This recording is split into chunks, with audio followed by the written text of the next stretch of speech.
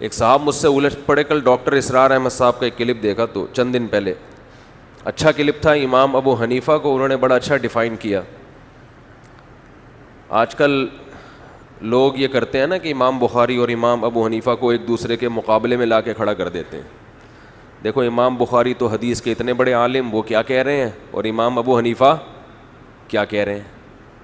حالانکہ امام بخاری کا مقام امام ابو حنیفہ سے بہت کم ہے, وہ تو بہت بعد کے ہیں.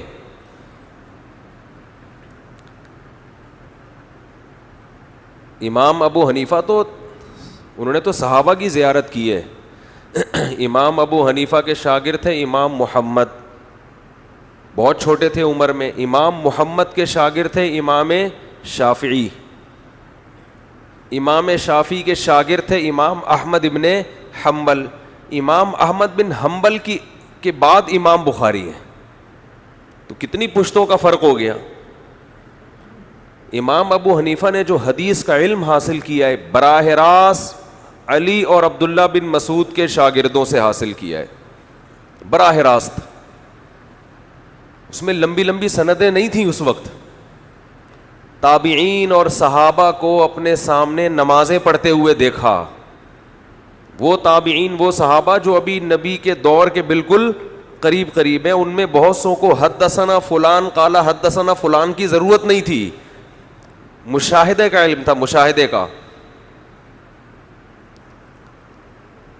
امام بخاری بھی ہماری نظر میں بہت بڑے ہیں, لیکن تفقہ میں مسائل اخذ کرنے میں قرآن و سنت سے, اس میں امام بخاری کو امت نے وہ مقام نہیں دیا جو کس کو دیا ہے, امام ابو حنیفہ کو. بلکہ اس میں تو امام احمد بن حنبل کا مقام بھی امام بخاری سے زیادہ ہے. حالانکہ امام احمد بن حنبل کو 2% لوگوں نے فالو کیا ہے. کتنے فیصد؟ 2%. جبکہ امام بخاری کو مسائل میں 1% لوگوں نے بھی فالو نہیں کیا. لوگوں سے مراد امت کے علماء صلحاء. تو ہر چیز کو اس کا مقام دینا چاہیے جو اس کا ہے. امام بخاری کا مقام حدیث میں بہت زیادہ ہے. قرآن و حدیث سے مسائل نکالنے میں امام ابو حنیفہ کا مقام زیادہ ہے. یہ چھوٹی سی بات کر کے میں اپنے اصل ٹاپک کی طرف چلتا ہوں. آپ کہہ سکتے ہیں اس کا مطلب امام ابو حنیفہ کا ذہن تو بہت تھا, لیکن حدیثیں ان کو امام بخاری سے زیادہ معلوم نہیں تھیں. یہ بھی غلط ہے. امام بخاری رحمہ اللہ تعالی فرماتے ہیں میں حدیث کا علم حاصل کرنے کے لیے دمشق اتنی دفعہ گیا, حجاز اتنی مرتبہ گیا, مصر اتنی مرتبہ گیا, فلاں جگہ اتنی مرتبہ گیا, کوفہ کتنی مرتبہ گیا, لا احصی, میں اسے شمار نہیں کر سکتا. کیونکہ مدینہ اور کوفہ یہ 2 جگہیں علم کا مرکز تھیں, اور علم سے مراد حدیث کا علم ہے یہاں پہ, قرآن اور حدیث کا علم.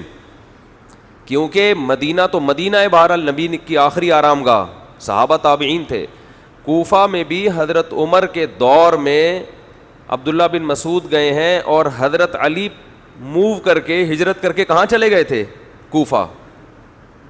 تو حضرت علی کا سارا علم کہاں منتقل ہوا ہے, کوفہ میں, اور ان کے ساتھ 1400 صحابہ گئے ہیں.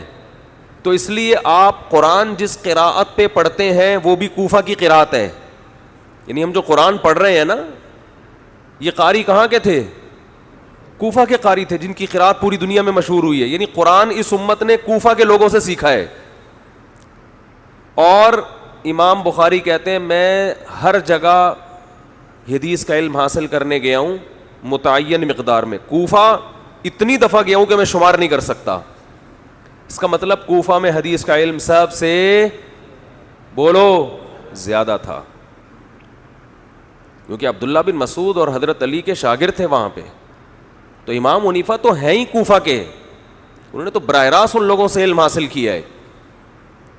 اور پھر آپ نے سفر بھی کی امام حنیفہ نے حدیث کے لیے. اور اس امت کا اجماع ہے کہ جب کسی کو مجتہد کہا جاتا ہے, فقیہ کہا جاتا ہے, تو اس کا مطلب قرآن و حدیث کا علم کے بعد یہ فقیہ بنتا ہے, اس سے پہلے تو بن ہی نہیں سکتا. تو یہ علم پہلے آتا ہے, فقاہت بعد میں آتی ہے. ڈاکٹر اسرار احمد صاحب نے ایک حدیث کی بڑی اچھی تشریح کی, لیکن چونکہ ان کی وہ علمی اصطلاحات نہیں استعمال کرتے زیادہ, تو میں اس کو اور انداز سے بیان کرتا ہوں جو ہم طلبہ کو بتاتے ہیں. ایک اہل حدیث عالم مجھ سے کہنے لگے کہ امام ابو حنیفہ رحمہ اللہ تعالی نے, یہ ایپلیکیشن تو 360 ہے نا 360, اس کے بارے میں نے کچھ تھوڑی سی بات کرنی ہے. ہیلو, مجھے یاد دلانا رہ نہ جائے کہیں. اس کے بارے میں غلط فہمی لوگ میری طرف منسوب کر رہے ہیں, میری وجہ سے غلط فہمی پھیل رہی ہے, وہ میں ذرا اس کو ڈیفائن کروں گا.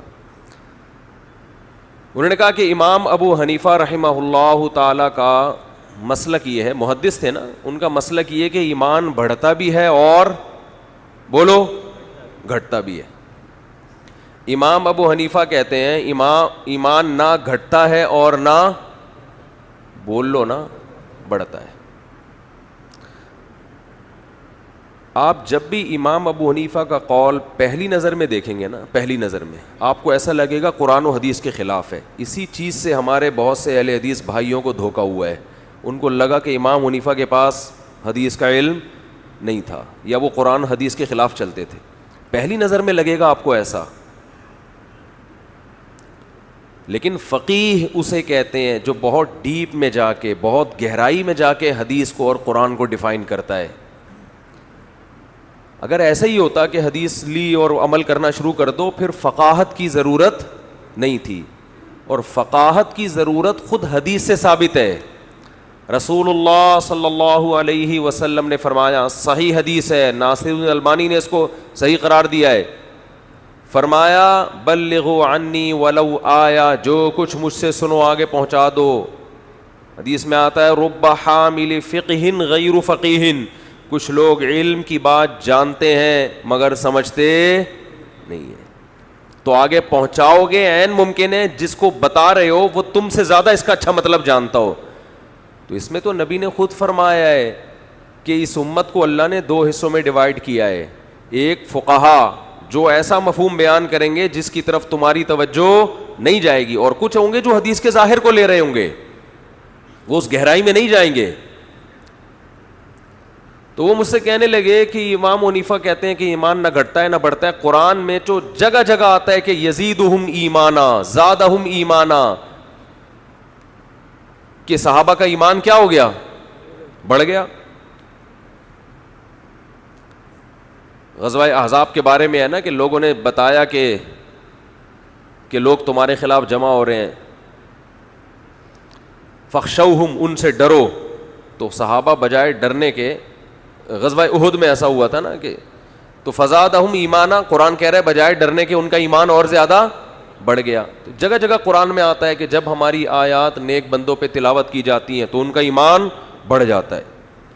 تو ظاہر ہے جو چیز بڑھتی ہے وہ کم بھی تو ہوتی ہے نا. اور امام حنیفہ کہتے ہیں ایمان نہ گھٹتا ہے نہ بڑھتا ہے. تو آپ کو تو لگے گا یہ بالکل قرآن کے خلاف, ان کو تو پتہ ہی نہیں.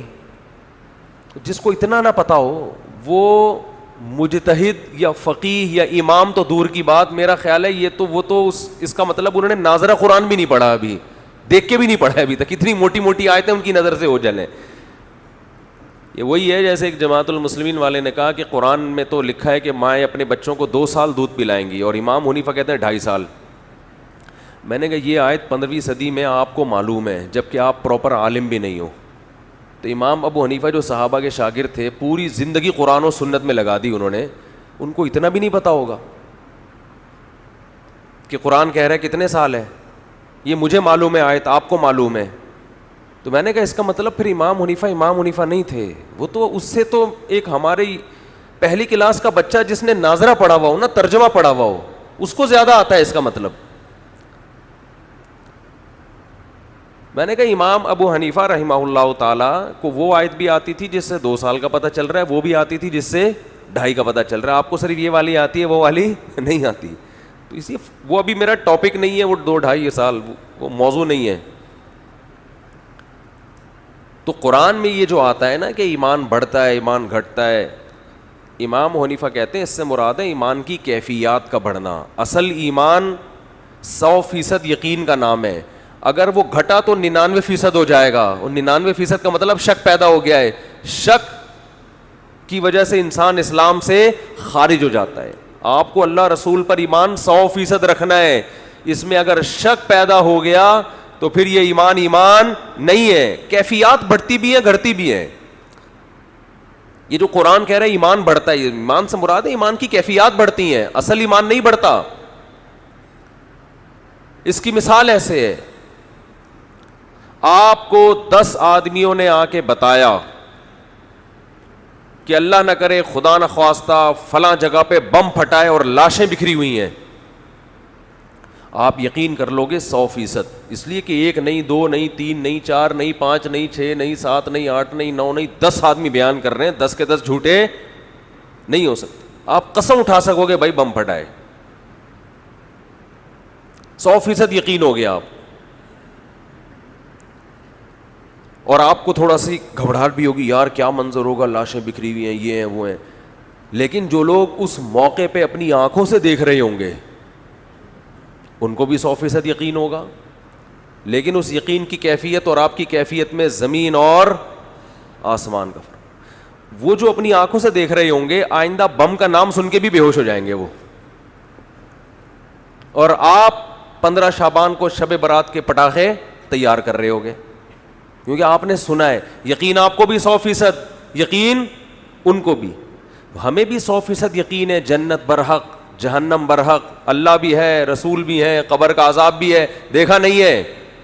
وہ کیفیات نہیں بنتی جو نماز میں ہونی چاہیے اس ایمان کی بیس پہ، وہ جنت کی لالچ پیدا نہیں ہوتی، جبکہ صحابہ کا ایمان کی کیفیات اتنی بڑھ چکی تھی گویا اپنی آنکھوں سے دیکھ رہے ہیں، تو وہ کیفیات کبھی کم ہوتی ہے کبھی زیادہ، اصل ایمان جو بیس ہے وہ کم ہوا تو امام صاحب فرماتے ہیں 99% ہو جائے گا، وہ کیا ہو جائے گا، شک میں تبدیل ہو جائے گا، اور 100% میں اضافہ کسی چیز میں ممکن نہیں ہے۔ ہم تو کہتے ہیں نا 200%، یہ تو مبالغہ اور مجازن کہتے ہیں۔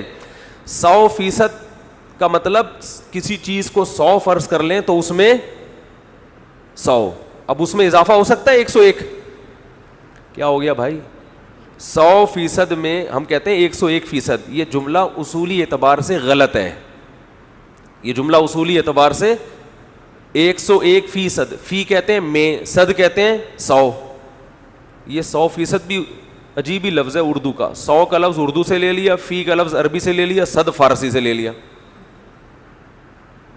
ہے بھائی، اردو بھی عجیب زبان ہے نا، کبھی کہاں سے کوئی لفظ لے رہی ہے، کبھی کہاں سے کوئی لفظ لے رہی ہے، تو 100%، 101% کا لفظ ہی غلط ہے، اس لیے کہ فیصد کا مطلب 100 میں 101، تو 100 میں 101 تو ٹھک ہی نہیں سکتے، گھس ہی نہیں سکتے،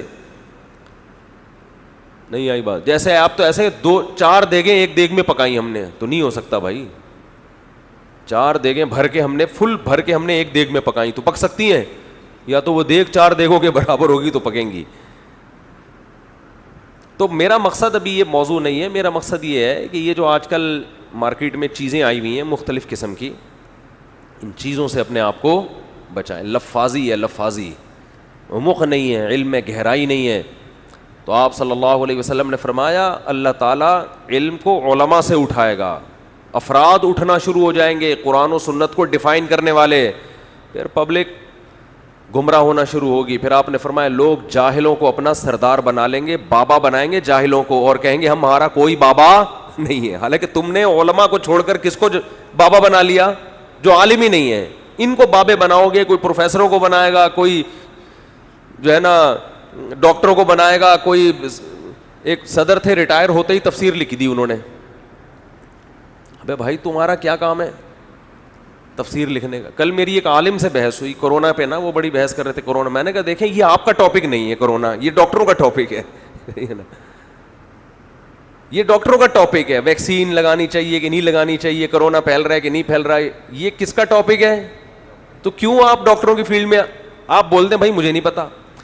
ہماری قوم کے ساتھ بہت بڑا مسئلہ یہ ہے کہ یہ کہنا کہ مجھے علم نہیں ہے، اس سے ہمیں معذرت کے ساتھ موت آ رہی ہوتی ہے، معذرت کے ساتھ، تھوڑا سخت جملہ ہے، ایسا لگتا ہے جیسے میری بے عزتی ہو جائے گی اگر میں نے کہہ دیا مجھے معلوم نہیں ہے، ایسا لگتا ہے میں معاشرے میں ذلیل 2 ٹکے کا آدمی نہیں رہوں گا اگر میں نے کہہ دیا مجھے معلوم نہیں ہے، میرے رشتے آنا بند ہو جائیں گے، لوگ یہ سمجھتے ہیں،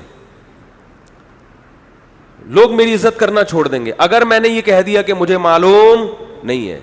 یاد رکھو علم شروع وہاں سے ہوتا ہے جب آپ کہو مجھے معلوم، بولو نہیں ہے، علم تو یہاں سے شروع ہوتا ہے، اگر آپ کو پہلے سے ہی پتا ہے تو سیکھو گے کب؟ آپ پھر کب سیکھو گے بھائی؟ آپ سیکھتا وہی ہے جس کا اپنے بارے میں گمان ہے کہ مجھے نہیں آتا. ایک آدمی بچے کو سائیکل چلانی نہیں آتی, وہ ابا سے کہتا ہے نا سکھاؤ. اگر ابا کہیں کہ تجھے آتی ہے, وہ کہے ہاں آتی ہے, ابا سکھائے گا اس کو؟ کوئی بھی نہیں سکھائے گا, بولا آتی ہے تو چلا پھر. ٹھیک ہے نا. تو یہ کہنے میں میرے بھائی کوئی حرج نہیں ہے کہ آئی ڈونٹ نو. انگلش میں بول دیا کرو, اس سے یہ پتہ چل جائے گا انگلش کم از کم مجھے آتی ہے. تو یہ بڑا عیب ہے. تو آج کل گمراہ لوگوں میں ایک بڑا فالٹ یہ کہ یہ کہنا کہ مجھے نہیں پتا, یہ بڑا مسئلہ ہے. دوسری بات یہ کہ گمراہ لوگوں میں ایک اور چیز کامن ہے, یہ کہتے ہیں سب کو سنو. میں کیا کہتا ہوں, ہم کیا کہتے ہیں, سب کو نہیں سنو. آپ کو تمیز نہیں ہے کہ صحیح کون ہے غلط کون ہے. کچھ معیار تو ایسے ہیں جس سے آپ کو صحیح غلط کا پتہ چلے گا. جیسے ڈاکٹر کے بارے میں آپ دیکھنا چاہتے ہیں صحیح کون ہے غلط کون ہے, تو کچھ تو اللہ نے سینس دی ہے نا. اس کے بعد جب ایک پر اعتماد ہونا کہ یہ صحیح ہے, تو اہل حق کو سنو. پھر جب جس کے بارے میں آپ کا غالب گمان ہو کہ یہ اہل حق. گمراہ لوگوں کو مت سنو. گمراہ کا مطلب جو امت کے اجماعی مسائل سے آپ کو ہٹا رہے ہیں, جو اجماعی امت سے ہٹا رہے ہیں, وہ تو گمراہ ہے نا, ان کو مت سنو. تو یہ پتہ ہے ہمیں کیا کہتے ہیں, یہ لوگ شخصیت پرست ہیں, یہ اپنی دکانیں چلانا چاہ رہے ہیں, یہ ہر ایک کے پاس جانے سے روک رہے ہیں کیونکہ وہاں حق مل جائے گا اور ان کی دکانیں بند ہو جائیں گی, لہذا ہر ایک کو سنو. دعویٰ کرتے ہیں ہر ایک کو سنو, مگر سننے ہر ایک کو نہیں دیتے. اس کی دلیل یہ ہے کہ آپ ان لوگوں کے کلپ کے نیچے شیئر کر لیں اس کے جواب میں کوئی کلپ, فوراً وہاں سے اڑا دیں گے یہ اس کلپ کو. نہیں آ رہی سمجھ میں. دیکھو کسی کا کلپ گمراہ آدمی کا چل رہا ہو نا, کلپ چل رہا ہو, آپ نے بھی کلپ ریکارڈ کروا کے نیچے کمنٹس میں لنک شیئر کر دیا, تو یہ کہتے ہیں سب کو سنو, تو ان کو چاہیے وہ لنک اور زیادہ شیئر کریں کہ ہمارا تو سن رہے ہو, ان کا بھی سنو, خود ہی کمپیئر کرو کون صحیح کون غلط.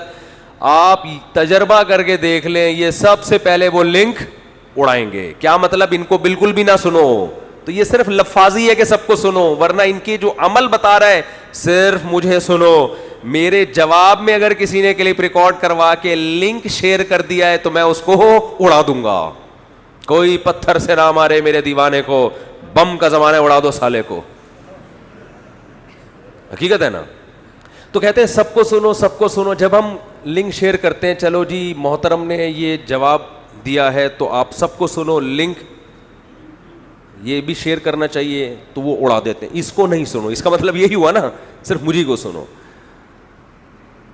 تو لفاظی ہے. جیسے علاج ڈاکٹروں سے کروایا جاتا ہے, اسی لیے اسی طرح دین کا علم کس سے حاصل کیا جاتا ہے, علماء سے حاصل کیا جاتا ہے. اب آپ کہہ سکتے ہیں علماء میں 2 نمبر بھی ہیں, تو ڈاکٹروں میں بھی 2 نمبر ہیں, تو جو حل وہاں ہے وہ یہاں ہے. یہ تھوڑی کہ ایک آدمی کو پنچر لگانے میں 2 نمبر ہی کرتا ہے, تو اب آپ ڈاکٹروں سے سائیکل کا پنچر لگوانا شروع کر دیں. نااہل سے تو کبھی کوئی کام کیا ہی نہیں جائے گا, اس سے تو کبھی بھی نہیں لیا جائے گا. اگر ایک فیلڈ میں 2 نمبر ہیں تو اس میں 1 نمبر تلاش کیا جائے گا.